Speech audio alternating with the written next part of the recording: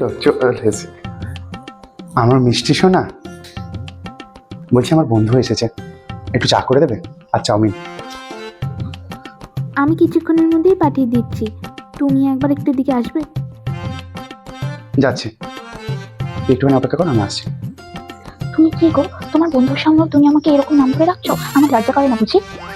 আরে বাবা, নিজের বউকে এই নামে ডাকবো না তো অন্যের বউকে ডাকবো নাকি?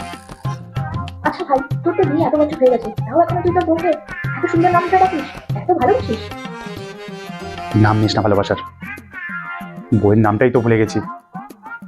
আমার মধ্যে আর এটুকু সাহস নেই যে ওকে জিজ্ঞেস করবো ওর নামটা। বিয়ের কার্ডটাও পাচ্ছি না। বিয়ে কার্ড?